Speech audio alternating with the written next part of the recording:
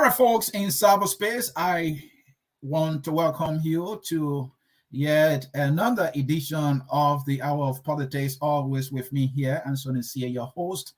Focus on Liberia is always your network, and our goals are always simple. We are here to educate, we are here to elevate, and we are here to promote all things Liberia. And talking about promotion, we were able to promote one of the most masterful pieces, to put it right, of Liberian music from the Princess Fatu Gayflor. Anytime I play this song, I'm energized. I love my country more, and I'm very sure that is the same with you. Welcome to this topic, Leymah's plea for a united opposition. I love this. Leymah Gbowee, as we know, won the Nobel Peace Prize for her advocacy during the years of war, seeking peace for Liberia. Her work was recognized profoundly that she was awarded one of the most prestigious awards in the world, the Peace Prize. She learned that. So that has elevated her to becoming one of our prominent citizens. And of recent, giving our quest for leadership, better leadership, transformative leadership in our country, many have decided to reach out to Leymah Gbowee.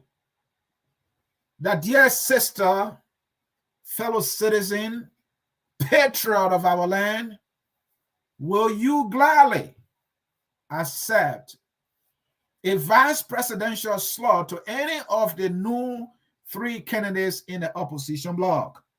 Will you do that? According to Madam Gbowee, people have reached out to her publicly and as well privately, seeking her agreement to serve, but as a vice presidential candidate, either to Cummins, either to Bwaka, or either to Gonglo.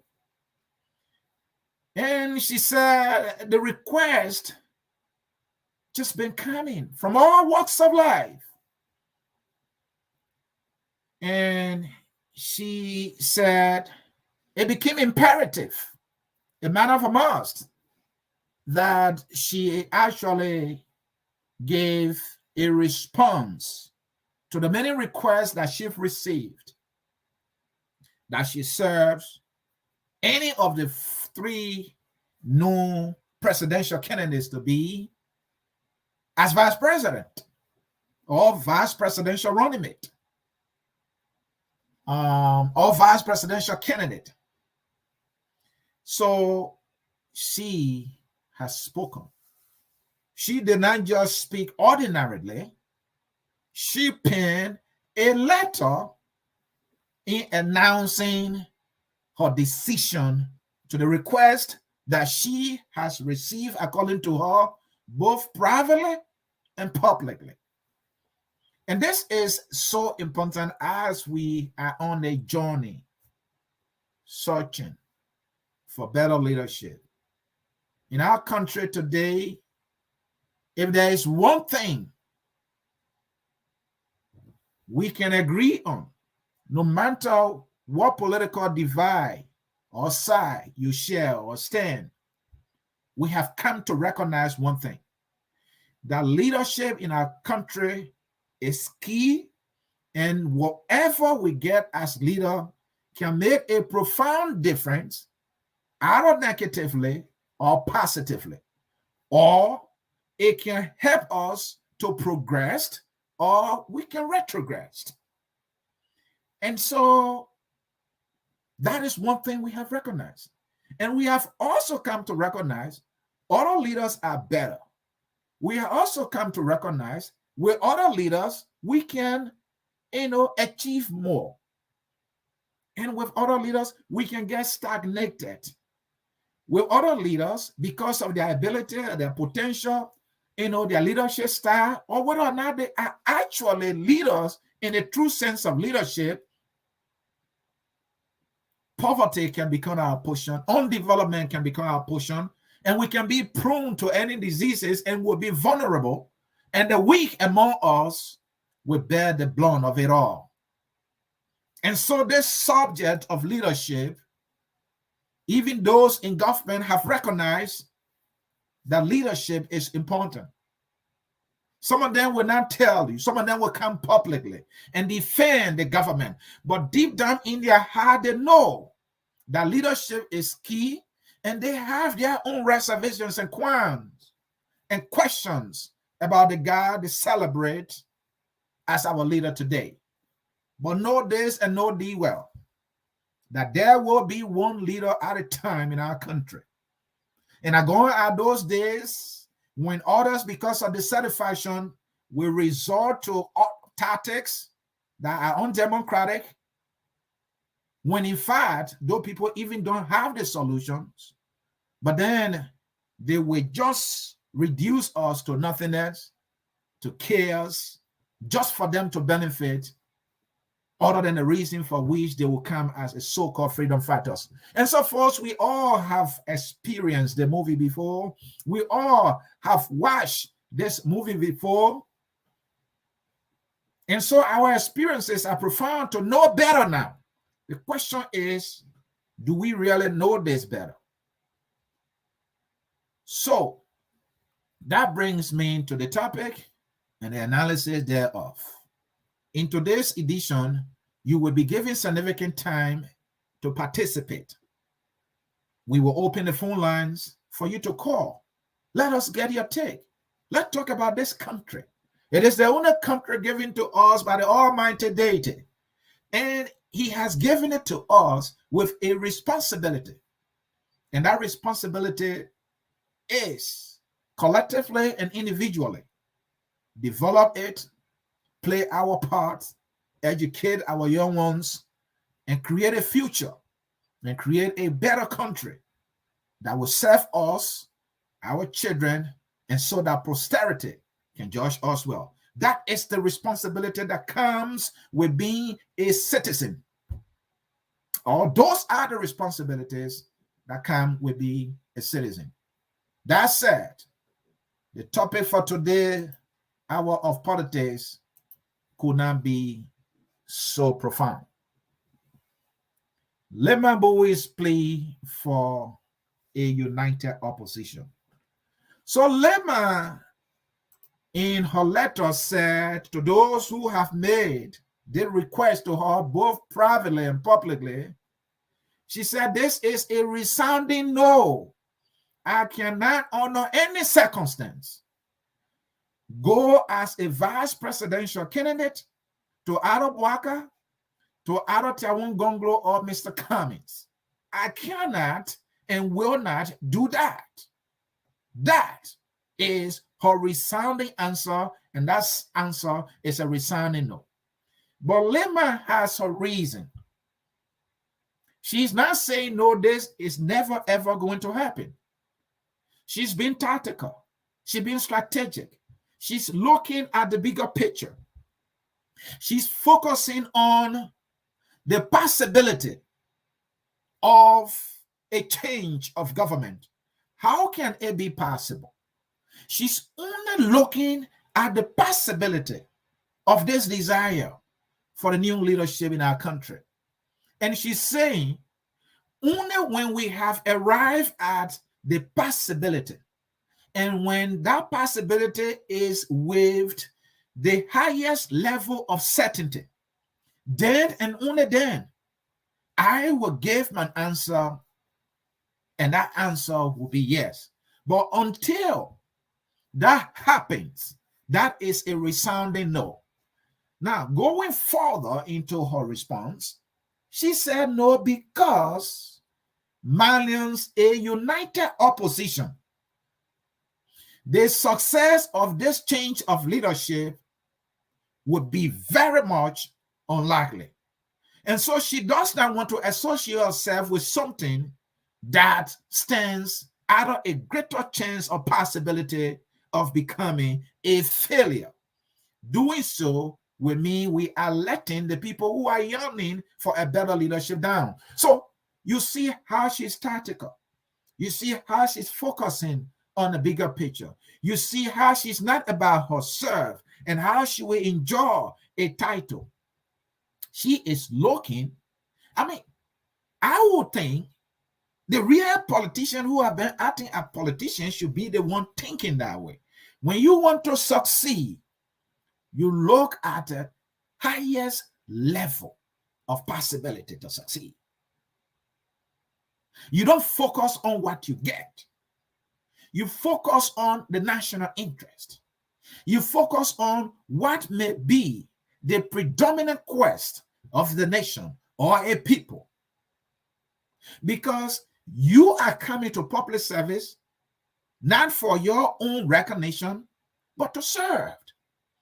To serve the people, you must serve their overwhelming interest or the majority interest. It is obvious, it became clear by evidence proven everywhere that majority of the Liberian people, having experienced our covering administration with its poor performances everywhere, in every sector, have decided that the opposition should come together. The opposition leaders, to their credit, saw that wisdom. They came together. And when they came together, that which we know stands the highest possibility of success, work. There was a CPP. The CPP participated in by-elections.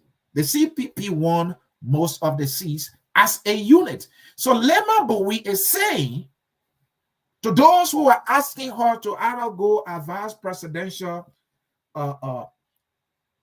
candidate to either Tiawan, Cummings, or Bwaka, she said, well, saying yes to any of these men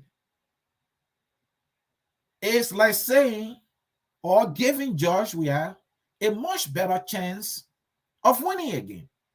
And I'm not sure that is what is best for the country.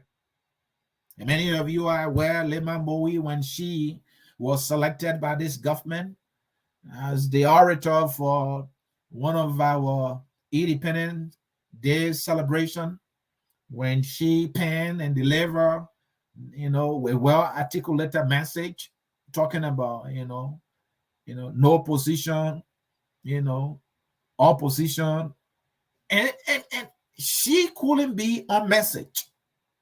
She was blunt, the truth was told, and the nation needed the truth.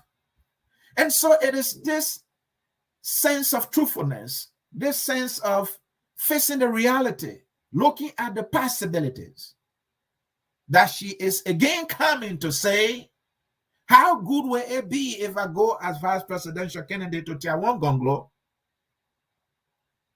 when Bwaka is on the other side and Cummings is on the other side, and the votes in the opposition community divided, and it's like President, we are in the CDC and their coalition are on the other side.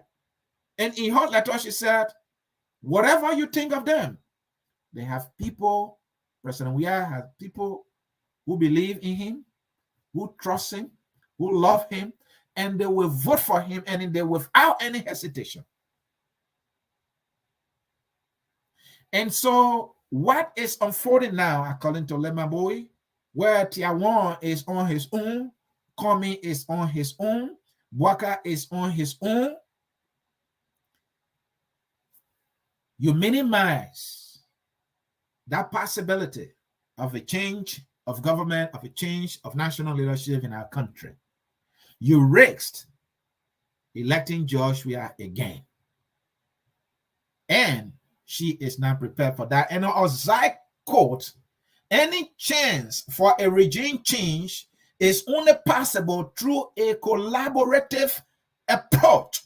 And so Gbowee is calling for, she's pleading, by the way, as you can see on the screen there, she's pleading, by the way, and she's saying,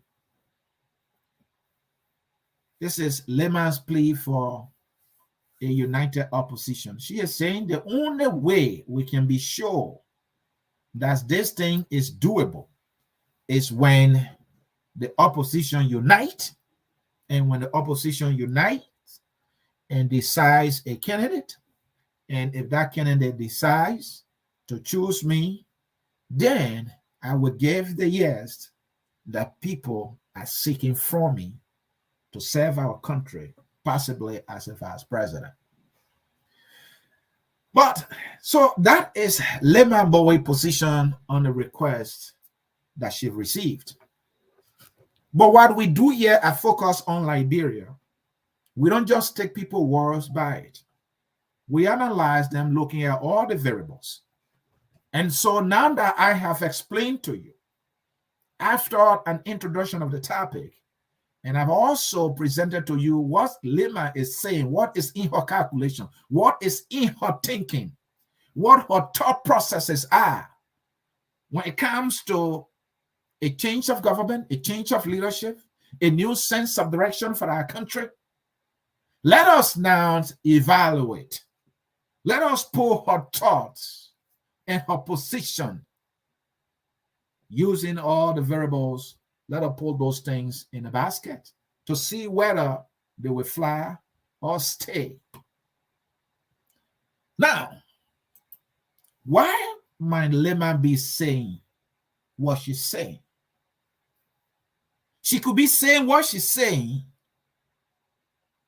because of something called the influence of humanitarian politics versus plans and agenda. I will explain that to you. In our country today, politicians are humanitarian. They are not public servants who, by the definition of public servants, should be solely responsible to craft policies, develop national agendas and national plans to transform our country. They are not primarily and solely and tactically about that. Instead, they have found a way to perpetuate themselves in power. And what they do is they become humanitarians when they obtain public offices. I need not lecture you about senators telling people they are building schools, representatives building schools. They say they are building roads. Some of them say they have clinics and hospitals. Thomas Fowler has a school. Prince Johnson has a school. And all of them say they are building markets.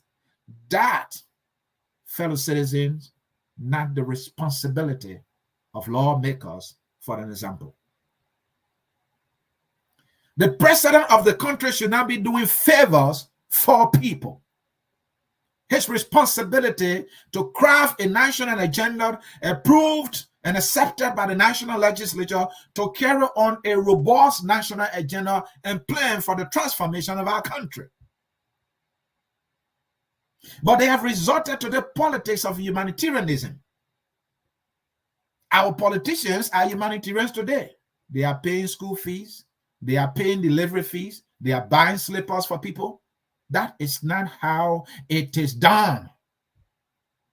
So because of that, our people have become accustomed to the politics or humanitarianism or humanitarian politics. Sorry, I'm being satire here, okay? So instead of our people looking up to them to deliver on principles, sector by sector, education, health, agriculture, our people are going to them to pay their school fees. Our people are going to them to pay hospitals bill. They say they are building markets for our people. So our people have gotten accustomed to that kind of politics. So what they would normally do is to vote for one who gives the most money for rice, more money for t-shirt, more money for schools in their communities. And these people are using the nation's money, the money that belongs to the people. That's what they are using. But somehow, because of the way they have enforced and introduced, the way they have perpetuated This humanitarian politics, our people, most of them see it as the only way to benefit from their government and the people who they have elected to serve them. So that could be one of the reasons Leymah is looking at this. So because those who are in power now, President Weah and his officials, they have the money. They will pump the money out of people, and the people might be inclined to look in that direction. And so when you divide yourselves, when the people are now looking up to, because when these people elect, when the citizen elects leaders, those leaders don't come to serve them well. They don't benefit. So at the end of the day, it's like, well, before I can elect you, what do I get? Because when you get elected, you will not know me. You will forget that we need schools. You will forget that we need schools, we need roads, we need hospitals. You will forget all of these things. You will start focusing on yourself. So what can I get right now? That politics is dangerous. And the people in our desperation, the fact that they are hungry, they are destitute, they might take what they get now and they might be inclined to vote that way. So Leymah Gbowee might be saying here, this humanitarian politics has influence on our people. If we divide ourselves, we will have the highest funds. But if we unite forces and we put our resources together to combat these things, we have a chance. Until then, I'm not your guy. I'm not the person you are looking for. So another thing is the influence of popularity and who knows you politics. In our politics, for example, let me make it simple and go faster because I want you to participate more. In Liberian politics today, say, but who know this man? President Weah is popular, Bwaka is popular. Some people say they don't know Cummings. Oh, Tiawan, he just coming. And our people, when they say they don't know you, I don't know what they're looking for. They say they know Joshua. They know him for what? Oh, once you know the person, whether it's football, it's okay. And so you elected him on the basis that he's a popular person. You know him all along that he played football. And on that basis, he got elected. So what's about Bwaka? He been vice president for so long, 12 years. So at least they know him. They might be inclined to vote for Bwaka because they know him. But these two might not be the best alternative for our country. Our best alternative might be Tiawan Gondo. Our best alternative might be Cummings. Our best alternative can be anybody who might come to the fore. But because they will say, well, that man, we don't know him. He just coming.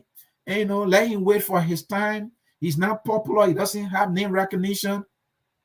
They might go the way of the person they think they know. And that name recognition or popularity might be a defining or deciding factor in the election. We have elected a popular person. We've seen what happened. So until we unite forces, or she's saying, let me not include myself because I'm not part of their thing. She's saying, until the opposition can unite, identify a single ticket and sell that ticket to the people, then you can be sure that the change of leadership is possible. Because people will say, well, we don't know this person, we know the other person. The people might well say, well, that Joshua, we know he's the one been coming here, his government doing little projects here and there, so he's the one we're going with. We might not, or the opposition, or the country Liberia might not get the change of leadership that it wants or it needs. The influence of money and the downside of the lack thereof. So she could also be saying no because she's looking at the influence of money. President Weah, the CDC controls the national coffers. They control the money. We are reminded of Samuel 12 saying, what we need is a benevolent dictator. A person who say, let's just throw the money here and it happens. But when people sit down and start to, trying to, bring democracy into the decision making, it's slow thing. So we don't want that. So this man now has become a benevolent dictator in terms of how the government spends money or uses the nation's funds. We saw that with Thomas Fowler. They threw all the money out. Millions were flying in Morovia. Thomas Fowler was dishing out cash to young people, new brain notes, and they have printed enough. So could Leymah be saying, do not underestimate the influence of money and the danger of the lack thereof? Waka has no money. Gonglo has no money. So how far can either of these men go when they have no money? In an election that you need to have put pressure at every precinct, at every length and breadth of the country. Waka, his own country of Lofa, just a single senatorial candidate. They didn't have money to protect their votes in Lofa County. They juke fingers in their eyes. They are crying crocodile tears. And that is history. The CDC was victorious. That was so because there was no money to protect the votes in Lofa County. The result could have been otherwise. I have every reason to believe, and circumstantial evidence, that there was a monumental foul play based on the National Election Commission own record that we have analyzed. That is the downside and the danger of the lack of money in an election. Money cannot make you to win election, but money can get you the people in the right places at the right time to protect your vote. So the example of Unity Bate Bwaka in Lofa County is so profound that this thing needs no further explanation. Leymah Gbowee could be saying no and could be calling and pleading for an opposition unity or for calling for a united opposition because of the influence of money and the downside of the lack thereof. Leymah could also be calling and pleading for a united opposition and at the same time saying no to go as a vice presidential candidate to either of these three men in the opposition corner because of the advantages of incumbency versus a divided opposition. The man is in power. The CDC is in charge. They control the structures of our government. They appointed superintendents. They appointed, even down to town chief, if I'm not mistaken, they have appointed commissioners, district educational officer, county health educational officer, you name it. The presidential power, the presidential power is humongous. It's like the president owns this country. He decides everything. And these people, because of the scarcity of jobs in our country, they will do everything to protect their job. They will not want to be seen being against the government. And the government can use that to its advantage. Have we not heard Joel Howard Taylor saying this is our time to eat? Forcing people in Bond County to look in the direction of this government? Have we not seen that? And here's the thing, talking about the influence of money.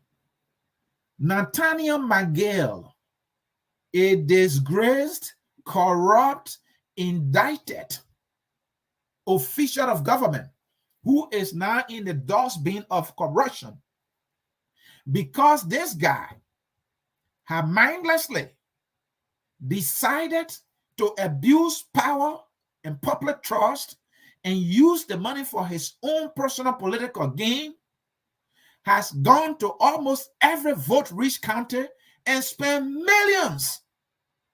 He has given money to Pan One tappers in millions. He has given money to marketeers in Douala Market in millions. He has given money in counties in millions. He's been everywhere. Today, as we speak, Nathaniel Mange is to be petitioned by 3 separate counties in our country. Our people are even thinking, sanction or no sanction, they will vote the way they wish. The way they wish. Have we not heard this kind of thing before from our brothers and sisters? I am always embarrassed when I hear people say, you killed my man, you killed my pa, I will vote for you. But it's a reality that it happened. I am always embarrassed as a citizen of a profound country when I hear people recite this thing. You know, Boog, you not know, Boog, I will vote for you. They did it anyway. These are the very people are thinking today, sanction or no sanction, we will vote.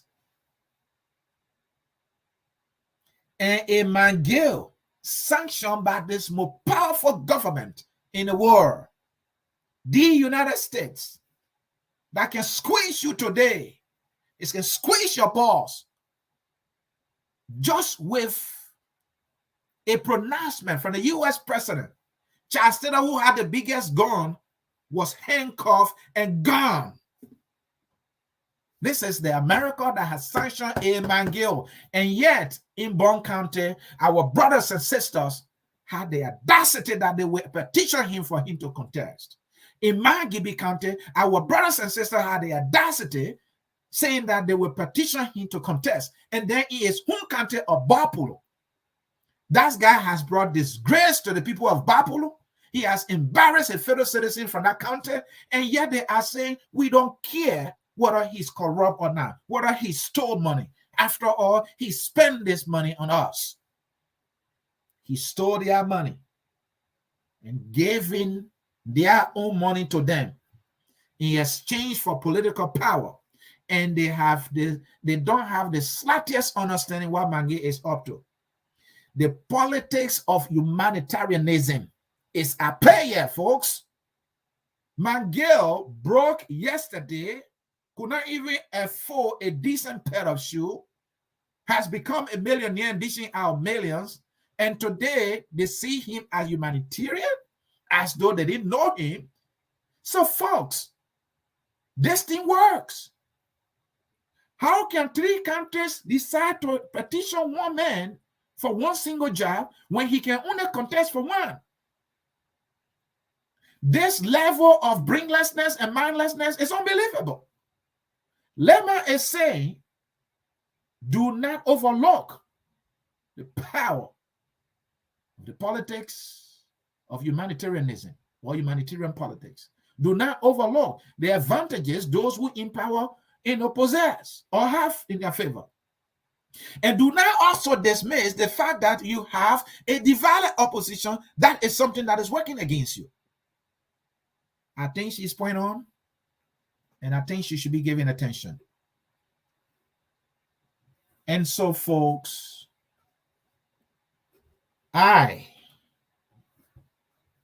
want to conclude, to bring you in by saying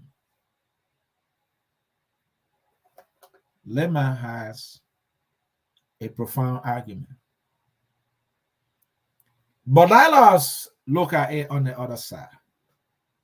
Is Leymah Gbowee is telling us the level of corruption going on in our country, the level of suffering and poverty, the cries of the people that continue to increase. Tuition is on the rise, not affordable. There are fewer people or students or children in school today compared to a few years ago.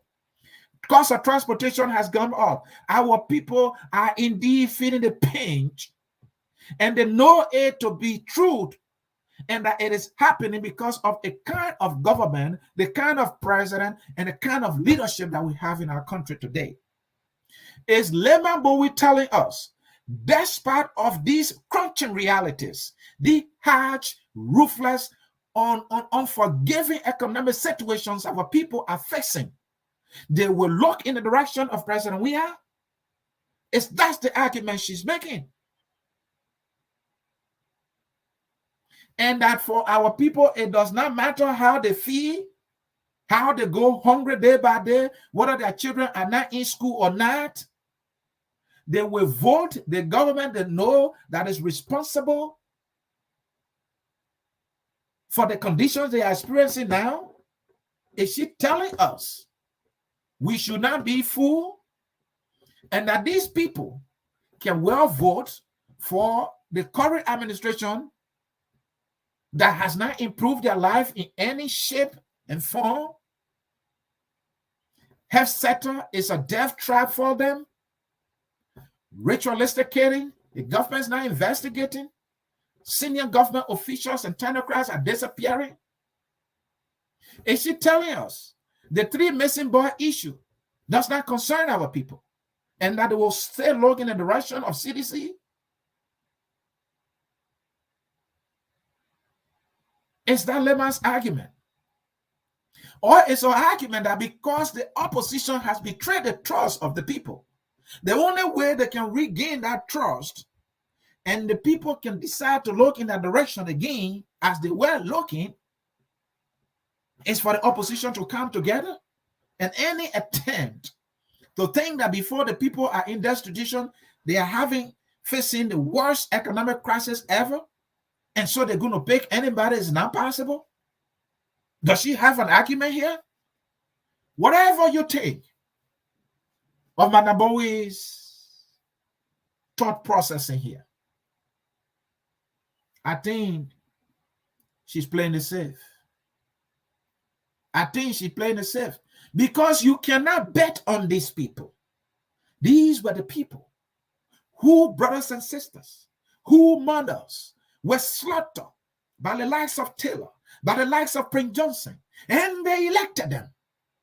These were the very people who knew all along Ellenborough War. They elected her twice.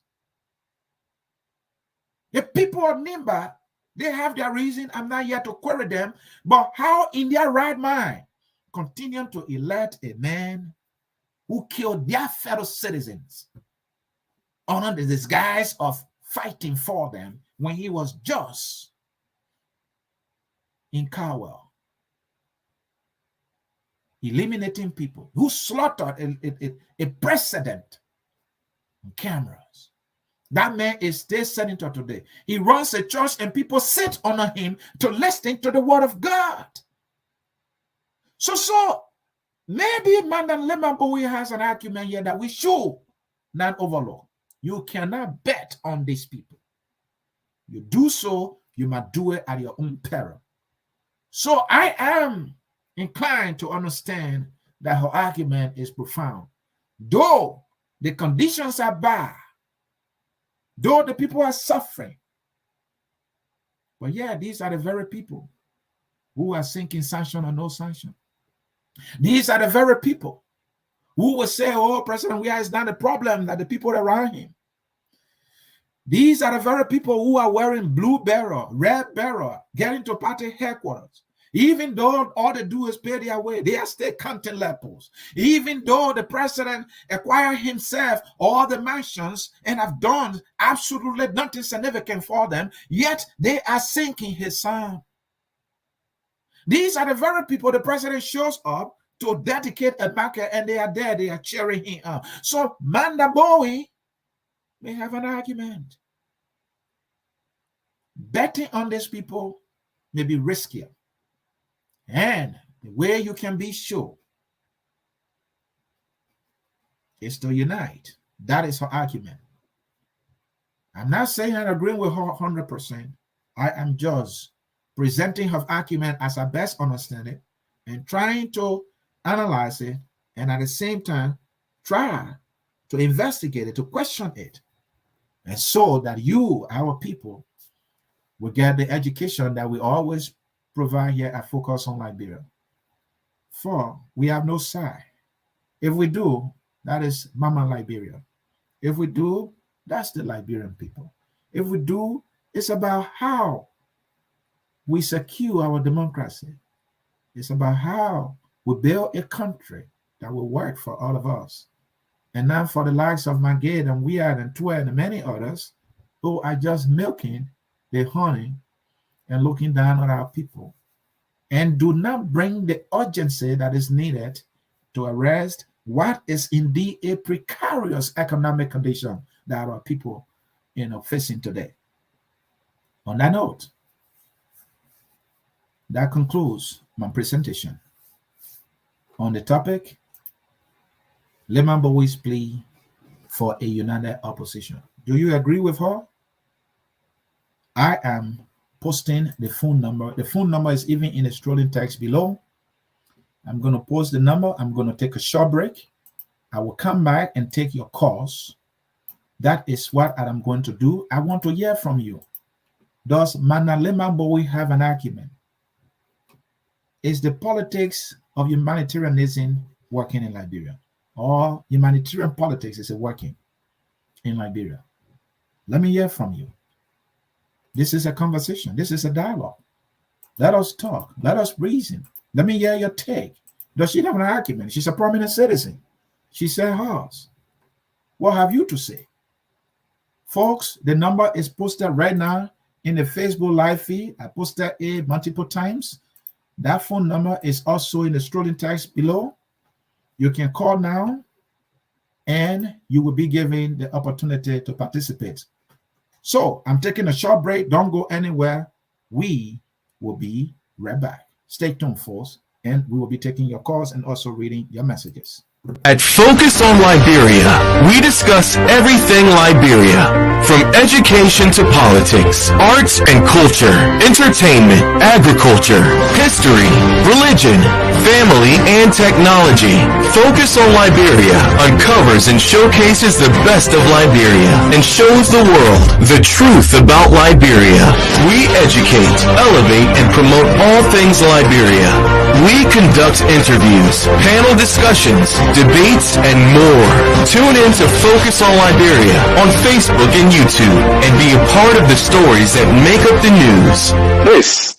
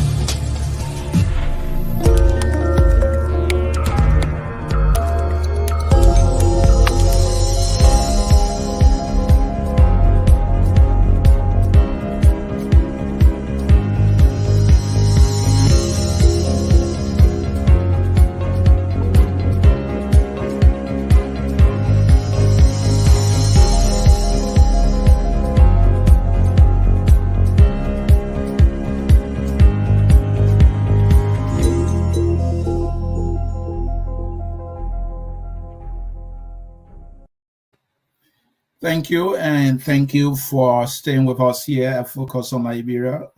Again, I'm Ansony Sieh, and you are watching the Hour of Politics. You know the number to call. It's in the Facebook live field.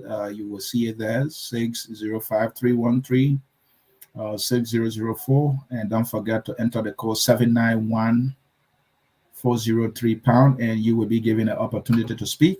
So while I am here waiting for you to call to have your say, or you can hold your peace while I do the talking, something that is not fair to me, I want you to talk. Let me read some comments while I wait. Let's hear from Destiny. On Liberia, the Yahoo boys government, the change for criminality, he writes. Ato Wiado, a friend that I know, watching from the nation's capital, Washington, D.C. Hey, I heard there's so much money there. Are you talking to some millionaires? Or he might be there to meet somebody. I don't know. Mr. Sieh, can I talk to you personally on WhatsApp?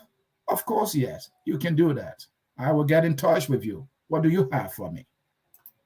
Let us hear from Vasoyu Donzo. Great music, one Liberia and one people. Yes, indeed. That one from our Princess Fatu Gayflow, and talking about that music, I thought those said throwback. Yes, indeed, it was a throwback.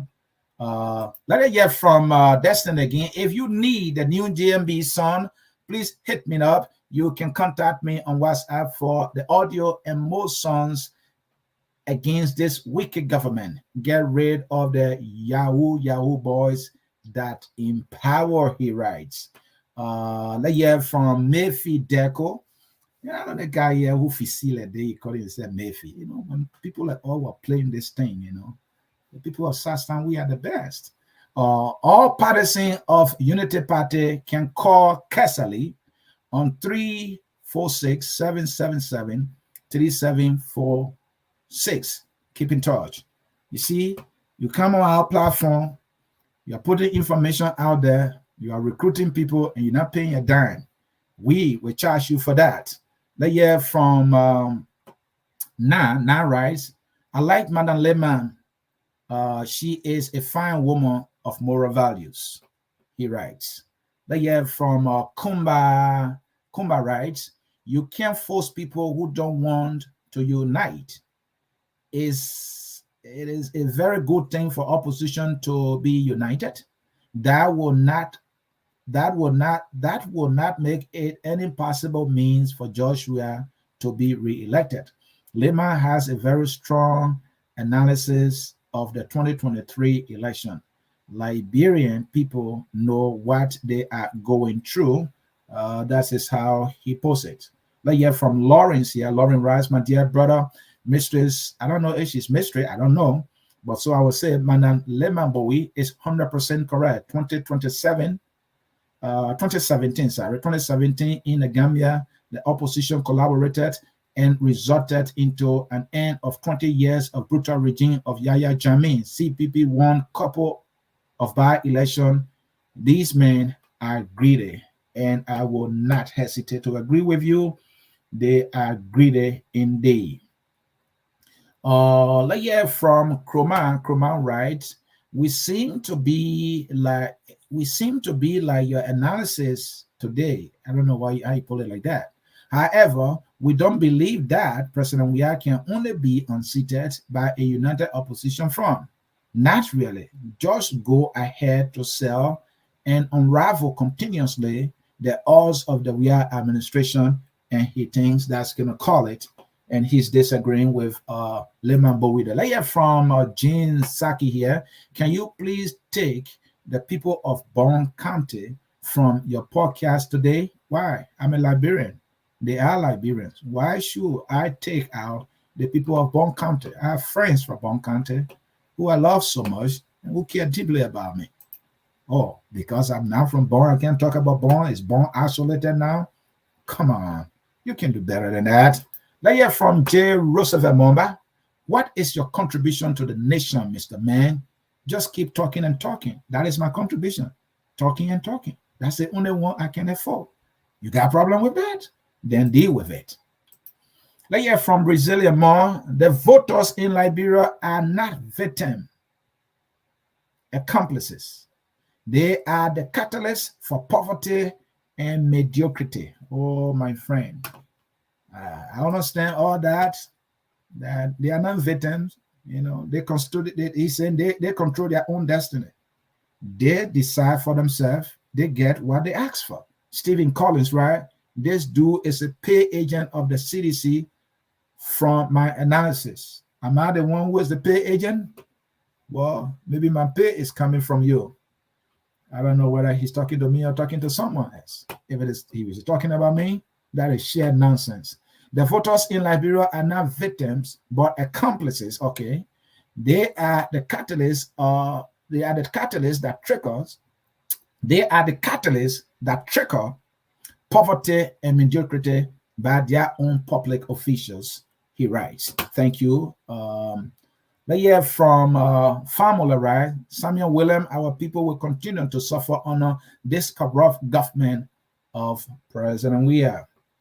Let's hear from Toga D. Riches. That's why they, the voters, need voters' education. Imagine first-time voters turning 18 would definitely fall with the quagmire being created by those greedy politicians, bro. That person might be agreeing with my analysis there. Let's hear from Lawrence Power. I wouldn't be surprised if Nathaniel Maggie is elected to the Liberian Senate. The Liberian people have lost trust in the opposition. We can go back to 1997, 2005, and read the cycle of, maybe you meant to say psyche, of the Liberian people, and you see the evidence that they are unpredictable. Let's hear from Kringa writes, some of this opposition are just hungry for power. They want to stick with the status quo. If they want good for our country, then we will need to come together to make this change. He writes. Is that he? I'm not sure. That person writes. I don't want to get myself in trouble. Let me hear from David Booker, Mr. Sieh. She is very right. The entire opposition is widely divided. Hey, Brother Brooks, Brother Booker, how you doing there, my good friend and big brother? How you doing? So many comments here. Let me read this one here from Arisin Asanto Lakbo Jr., who I got your name right there. Hello, Chief. I'm following you from Asia. Well, I joined you late, but however, I'm following now. Thanks for joining us all the way there in Asia. Let's hear from Ruth Roberts Pingba. I hope I got it there. I wish we learn how to coexist, even though we are fighting for the same cause with different approaches. And let us hear from Amin here. Amin right, she has a point, but who would give up their ambition? Somebody have to give in, somebody have to give up, and that's the only way it will happen. So that will do it for comments. We'll go to the phone lines now. I'm sure folks are there. I see the man Aliu Kamara. He is a Bwaka fanatic. He sees Bwaka as Jesus Christ walking on water. Let me hear your sermon. Preach it, my friend. Yeah, first of all, let us make one thing clear. I see Bwaka as Bwaka because he's one in a million. I do not compare him to anything else. I think Bwaka is even, in my opinion, Bwaka is even more important to me than Jesus is. Because I can't see Jesus. I only heard that he's coming. I don't know when he's ever coming, but at least I know Bwaka can do something. Listen, Leymah Gbowee, I think she's looking for a spotlight. If you ask me. Are you hearing me? I'm hearing you loud and clear. Go ahead. Where was Leymah Gbowee when this entire fracas was taking place? When the opposition was wrangling and they were breaking apart, why didn't she come in for this reconciliatory note? Why all of a sudden she wants to come out, and look for this publicity? This is publicity stunt.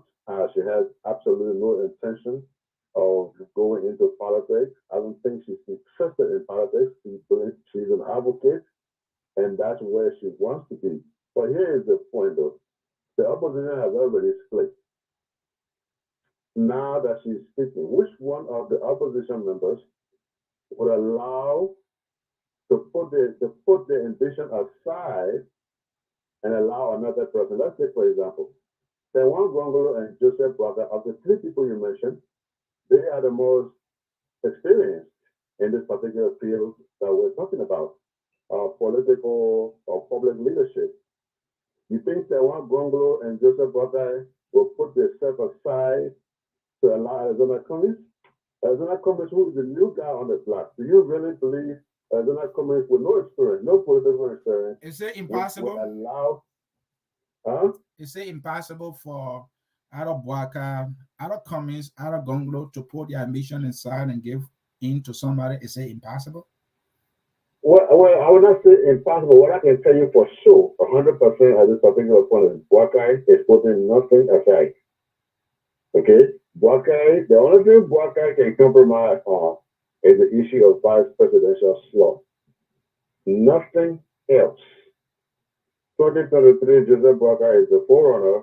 He's going to be in the race. So if people want to listen to Leymah Gbowee and want to take her advice, which there's nothing wrong with, they should be galvanizing now as to how they can follow Buckeye. Buckeye must stay in the lead. Why not Cummings and why not Gonglo? Okay, you know what we'll do? So what we'll do, I want you to host a show. And this show will be a VPN, okay? The voter succession service. On a Sunday, I want you to hold this show. Buckeye, Cummings, and Kewan Gonglo. Who do the people prefer to take on George Weah? Who do the people believe has the weight to take on George Weah in 2023 in terms of the number? Because from everything Leymah is saying, it centers around the number. Because what she's saying is, if you don't get together, you're not going to have sufficient number to poll what you needed to poll. So if Joseph Buckeye is the most popular among the three, should we put Joseph Buckeye aside and say one of the least popular, or should we use Joseph Buckeye as the front? Buckeye had the same popularity. We have 15 counties. He won only one. He was humiliated by the very Weah. It was a low. We're speaking in a case where you decide that you're bringing the opposition together. If you are bringing them together right now, who would you prefer? The strongest one among them to vote in front, or the weakest one among them to vote in front? And how do you arrive at that strength?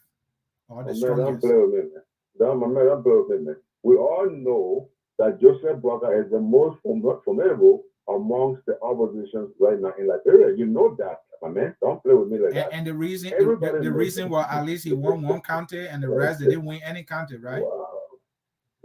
No, here's the thing though. What we're looking, you can look at one county now, but even if you have 15 counties and one county give you 50 plus 1%, nobody will say because there's only one county you did not win the election. What we are saying to you is just simple, okay? Buckeye stands the best chance amongst the three.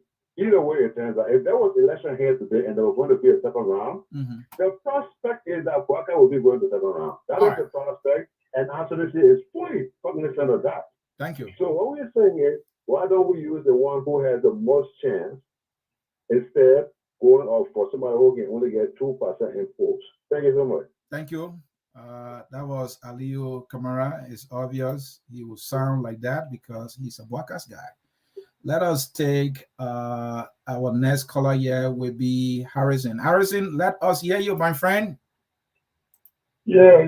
Thank you for taking my call. Like Ali just sharing the company, man, get all the time to talk. Yeah. he's Go ahead. Thanks for taking my call. So I think Miss Gbowee,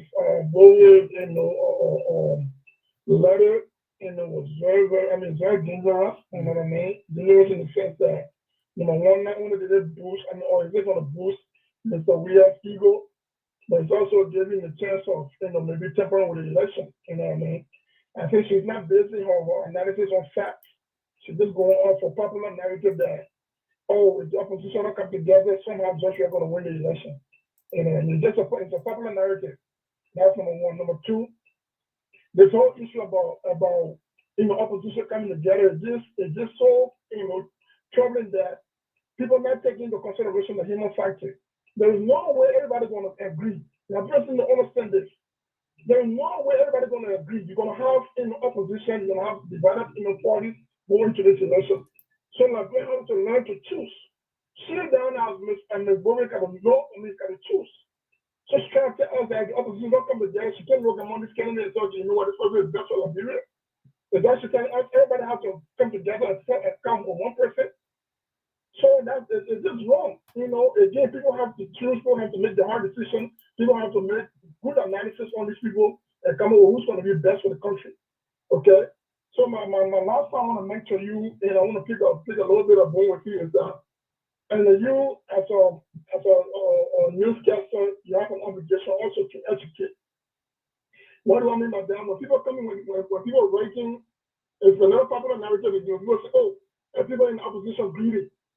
People in opposition greedy." It's just wrong. And, if all these people that got it right, number one, to run for the presidency. Number two, people want to feel like they have, a plans for the country. So like you as a host, when somebody come and say people are greedy, you have to educate, use that moment to educate them, because there's no more everybody will come with one person. You have Mr. Benjamin Friend that always appearing on your show. He is something that you have to plan for the country. And, so it's not about being greedy. It's about these people that feel like they have plans for the country. Let them come forward and bring the plan forward. And let them be able to choose based on this plan. But when you have, people just listen to people, opposition greedy. It doesn't make sense. Because at the end of the day, everybody cannot come together and say we'll go behind Joseph Boaga. It's not going to happen. Or everybody come together and say we'll go behind Cummins. It's not going to happen. I agree. You know what I mean? So I agree with you. Because they have plans for the country. I agree with you, Harrison. Sometimes people just throw words around. The people greeted. Let us ask these people for their plans. And what Madam Gbowee is saying is an option, but I'm sorry to say that it's like we have reached a point where for these men that we're talking about, they may not be able to humble themselves in order to do so. Maybe two or one of them might do and go the other way, but for the three, as she's more like trying to request, is very much unlikely. And also, we have to educate our people that look, if we can get the people to come together, it's a beautiful thing. But if they can't get together, it's also okay for each person to try their strength. And and let the people look at them for who they are. Let them look at their record. Let them look at their plans. Let them see who record matches their plan, right? And who has a track record of being consistent. Who looking at who they are and their history can follow through with what they say they were going to do. And maybe our people should make that decision. We have to get to that part. I think that is the best things to do, and not say, let's just go with Waka. Let's just go with Cummins because he's Cummins, or because he's from Coca-Cola, or Tiawan Gongo because he's a lawyer. The question, another question I need to ask is, what if Mr. Cummins and Gongo get together and then Waka is going by himself, not by himself, but maybe we're another partnership. Right. So does that mean, exactly, does that mean we're not going to make a choice? So opposition will come together. Right now, opposition is this form, like I said, the CTV still exists, even though it's not bigger parties, but the CTV still exists. Yeah. So it will be up on the few collaboration, but everybody will not come together. Exactly. So we're going to have to make a decision based on everybody who are in the race. Analyze the candidate, look at them, look at their strength and weaknesses, and then make a decision. And in the end, the people will have to make that decision, because in the end, then also have to feel the weight of their decision. And if you ask me, right? If you ask me, Harrison, what would I prefer? Because for me, I'm a guy who cherish participatory democracy. I cherish a kind of democracy that everybody competes. I believe in competition. If you ask me and say, hey, let you guys go out. Let us adapt the culture of people go, because the danger when people collaborate, they always don't hold together. They always disintegrating. And so even if they succeed somehow and produce a government like we have in the CPP now, the NPP is always crying. The NPP is always crying. We don't want that. But let's say a particular party wins. I'm not saying there can be enough fighting in political party, but it will be at a much lower level compared to when you have three parties come together, win power, then we'll come back to the power sharing government and all that. That is why I would prefer, even though I'm not discounting the issue of collaboration, but how good has collaboration been given the history and the infighting? Let them battle it out. That would be my choice, because you're in general competition. You bring many people to the front. I don't like blanket statement. Yeah. People will be independent in their thoughts. Don't be should be running with narrative, the popular narrative, Yeah. Now, because the whole narrative started from Spain. If the opposition will come together, then Joshua will get second term. Yeah. And last time on first show, I think what they're really telling me, Mr. Sieh, imagine this, right? Right now, if you take these four people, right, Mr. Weah, Mr. Cummins, Boaga, and Mr. Bongo, are they telling us that before this four men on stage, My friend will look at money 4/4 for men. I mean, 3/4 for men. Choose Joshua over there. Based on what? You know, that's the question I asked myself. Based on what? Very good question. Based on what? Based on the same popularity? Based on the same popularity? Based on hardship? Based on hardship, based on sanction, based on the fact that he's building homes, based on what? And, you know, maybe based. Anyway, let me take leave for you. We can conclude that, please. So I think, you know, Miss Gbowee, you know, maybe her intention was good, but her intention, I mean, her analysis was not based in fact, you know, because especially right now, Mr. Weah, like I said, he won the vote about 700,000. There's no way he's going to get another 700,000, you know, people voted for him. Thank you. You know what I mean? Thank you. So thank you very much. I appreciate your call. All right, we will take the next caller here. Phone number ending in 7021. You are live. Your name and where you joining us from?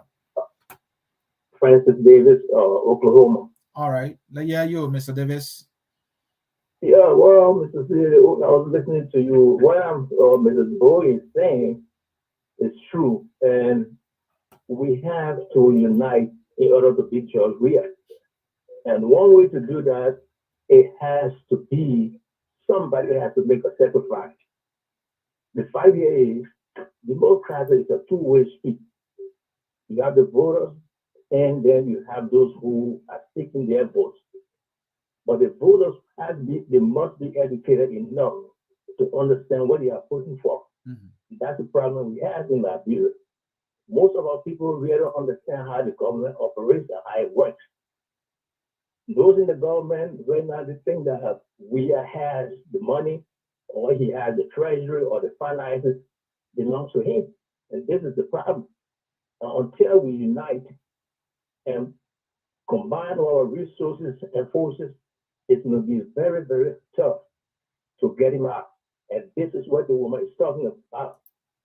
The 2024-2023 election is very, very important. I don't think our people can go another 4 years in this way the government is operating. So we have to do something. Something must be done to get him out. Until we unite, I don't see that happening. Thank you. Thank you. And thanks for your call. We'll go back to the phone line there and see if there is another caller, so that we'll do it for all our callers. So Davis will be our last caller for the and so folks, let me read a few more comments from Prince Peters. Based on the fact that the people love him, and this guy is being rude. This comment, we shouldn't read it. Prince, you need to respect yourself. And your comment there is so unfortunate. I'm ashamed of you as a citizen to come and utter those useless and, terrible words here. Stephen Collins writes, Cummings and Gonglo could do better on a unified ticket. Burkhardt is very old with health and financial issues. Emmanuel Bro writes, JMB and Cummings should succumb to Councillor Gonglo for a big-time success of the Liberian opposition political parties against the ruling CDC government and President Weah comes 2023. And I hear from Kringa here again. My political leader, Mr. Cummings, just debunked your JMB people 7%. Get over it, Carter. We, the Liberian people, don't want JMB. Let's come together and elect Mr. Cummings for our next president. Liberia deserves better. Liberia first. That is an ANC person speaking there with their rhetoric that they, go around saying all the time. Ruth Robert writes, so what have the old political leaders done to change you as a color, sir? And this one is from Famula, watching from Salon. What is Salon? Sierra I believe so. Well, with that said, I will take a break and give you my closing on this particular subject. I will take a break and give you my closing, and I want you to wait for that closing.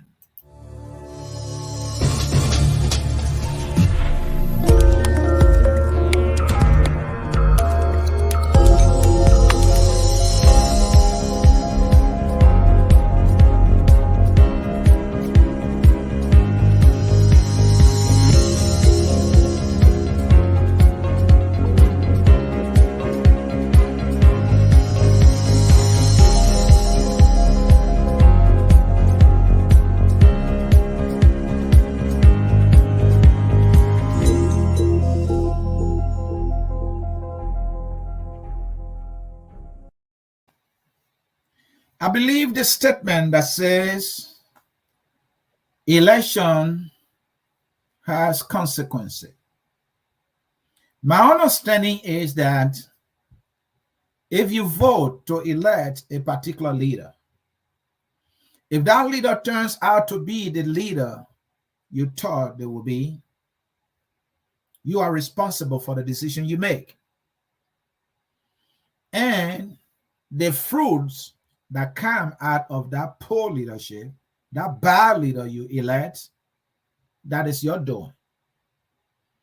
And so Liberia elected a popular president, George Manawia from our hometown of Southton. He wrote on this popular saying, change for hope, hope for change. He was bringing change to Liberia for Liberians. The tears couldn't stop rolling down their cheeks, tears of joy. Some of them felt that they were redeemed at long last, for they have elected the guy who was their kind, and that he was coming to deliver them. And so they voted. Some disappointed today, some still hoping, some because of shame would not admit that they made a bad choice. I don't understand why they still hold themselves responsible. They trusted, they voted, they elected, and they were hoping. Their hope has turned to hopelessness. It's okay. We will not always get it right. What we should not do is when we get it wrong and somehow thinking that that which is wrong in its entirety, just by sitting out of the by and do nothing, that wrong will turn to right. Oh no, it does not happen that way. For when a banana is red, when it gets rotten, you cannot turn it back to a fresh banana. If you ever need another fresh banana, there's something you can do. You can buy the fresh one. If you can't buy the fresh one, maybe you don't have money, you do something else. You use that banana to bake a rice bread or rice bread. That rice bread will be delicious. Smile will get on your face again. So folks, at least you have your rotten banana. Can you turn that rotten banana into rice bread? And you know, rice bread has more ingredient than banana. Banana is just banana. Rice bread, depending on your ingredients you put in there, you can have egg in there. You can have rice, and you Liberians love rice. And you can have the banana. You can have sugar. You can add some flavor. You can add so many things. You can add ginger. So you see, you have helped yourself. The banana that you thought will remain ripe and fresh for you got rotten. And the time you needed a banana, it was not the kind of banana you actually wanted to eat. So you can't turn that banana that got rotten back into the fresh one. So either you buy a new banana to enjoy a fresh banana as you will want, or you turn it into a rice bread and you have something delicious to eat. It's okay to elect somebody and that somebody disappoints you. When you elect somebody, you are saying, I trust you. Even if the person is not qualified, you say, well, it is not always about qualification. It's about asking the right questions, bringing the right people together, asking the people who know how to do it and giving them the opportunity to do it for you.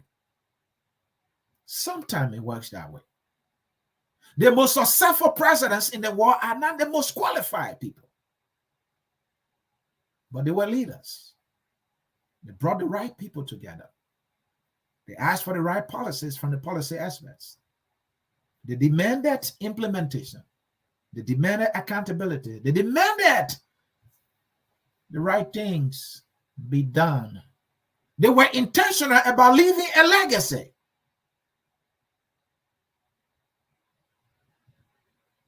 We heard about kings who ruled kingdoms, who were around 18 years old. Some had successes. How much experience did they have? How much education did they have? The world has advanced now. Knowledge is right in our hands just with a phone. You can find the answer to electricity and you can solve that problem. Just with your phone on YouTube, you can find the answer to how or where to go and find a mechanic, where to go to find a technocrat who can pay you a role. With the use of the internet, you can find companies around the world that can pay you the best roads, pay you the best hospitals. All you have to do is find the money and give it to them, and they will get the job done. So, folks, it is not always about that. And so, going back to my analogy about the banana, we have Cummings, we have Tiawon Gonglo, we have Waka. I wish to see more to come because we have the best stay out there. So, in the event where you agree that President Weah is your rotten banana, do you keep that rotten banana when you don't need rotten banana? You can turn that rotten banana into that rice bread I told you about, or you can get yourself a fresh banana. Can your fresh banana be Bwaka? Is he actually fresh? Can your fresh banana be Cummings? Is he actually fresh? Or if you can't get that banana, can Cummings be your ingredient for your rice bread? Can Bwaka be your sugar for your rice bread? Can Tiawon Gonglo be your egg for your rice bread? I don't know what you're thinking. What I'm saying is, it's okay to get it wrong. But it is wrong to stick with the wrong. And it is right to do it right this time. That is my closing. That is the hour of politics. Leymah Gbowee has an argument, but I maintain collaboration, man of collaboration, the people of Liberia ought to know what is better. You have tried the government of the day. If you think they are doing well enough, so be it. That is your choice. Don't come crying again. If you think they are not doing well, you have choices. You have Bwaka. You have Cummings. You have Tiawon Gonglo. Maybe it's time to test or try one of them.